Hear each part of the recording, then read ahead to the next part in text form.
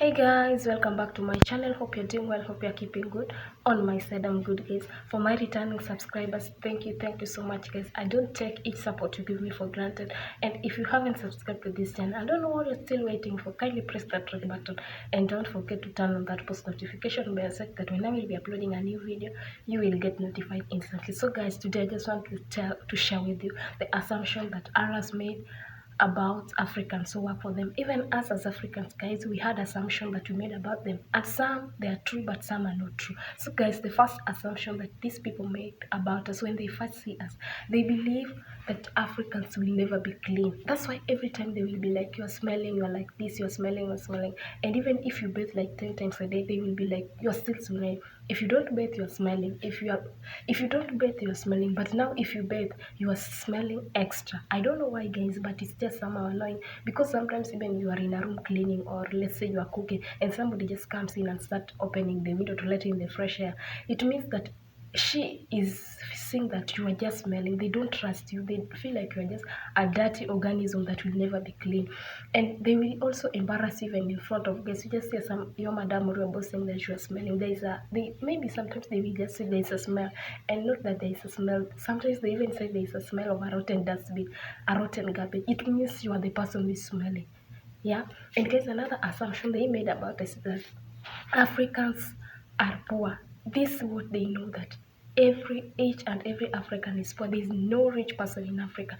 That's why they will be asking you some silly questions like, have you ever seen a car? Do you have a car? Do you know how to drive? They ask some silly question because they believe like these things you don't see them in your country. They know that those countries are not developed. That's why you come here to work for them. But it's not true. Even in Africa, since our countries, we have got rich people just as the same as them themselves in Arab countries. We have also the poor people that are, some of them are that much poorer than even us Africans.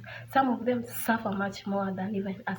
But they have that ego. They are so much egocentric that they feel like they have everything.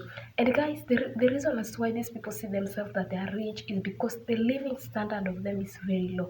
You know, our living standard is high. We have higher expectation and everything is very expensive. But here, guys, things are cheap and their money value is very low, but it has a value.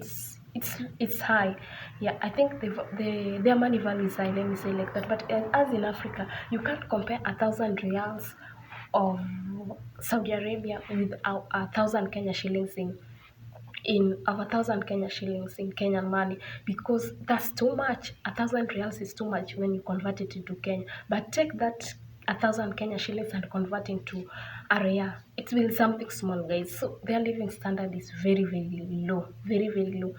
And everything is cheap as compared to our African countries. Then another assumption, guys, they made is that Africans live in trees. We do live like monkeys. Somebody will be asking you, do you even have houses in Africa? And I'm like, if we don't have houses, how can somebody do we stay in a bush, or do we stay on trees? And they believe we are like monkeys. There's no difference between African and monkeys. And actually, they will ask you, which type of houses do you stay? Do you have these permanent houses? Are they good? Are they like this? That's why even if you go to the kitchen, even just wearing gloves, somebody will be like, hey, do you know how to even wear that gloves? You will be shown how to even wear gloves. Who does that, guys? Like, seriously, you are showing me how to wear gloves. Don't I know that? And guys, it's just so annoying. And that's why even some of them, even if it's raining or it's on a hot day, a hot sunny day, they will be like, hey, go out and clean outside. And remark, you guys, the sunshine here is very high. The rate of sunshine is here is so much high. You can't even stay in the sun like 10 minutes. But they will be like, in Kenya, it's too much. Like, it's too much more than here. I do always tell them that, guys, in Africa, the sun is not that much as here. Yeah. Okay, as much as it is shiny, but it's not that much as hot as in Saudi Arabia. The one for Saudi Arabia is so much high. You can't even stand on the sun for even like 20 minutes. But somebody will be like, hey, go and work outside the sun. You will be like, it's too hot, you can't manage. But they will even be telling you that, you know what, you have to work there because it's in Kenya or in your country, back in your country, it's too much more than that. And that's why sometimes when it's raining, guys, somebody will be like, hey, here they don't see rain as often.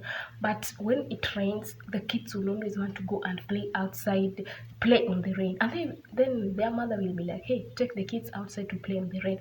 So guys, imagine somebody telling you, you go and stand outside, not even just outside, you stand on the rain, you're being rained as the kids play. They don't know that you yourself, you are different from them. The rain affects you guys. Me, if you tell me to go and play with your kids on the rain, I will tell you that after that you take me to the school, because I'm sure, I will just tell you, I'm sure I'm going to be sick, and I'm not going to do that, guys. And even so, you can stay there for even 1 hour. The kids will just be playing in the rain, and you also, the worst part of it, you can't play with the kids because you are bored, you are angry, you don't even want to, you are being forced to do something that you don't want to do. So you will be just like, what? You are just standing there being rained on, guys. And not just standing, being rained on, that other works are also still waiting for you to go and do.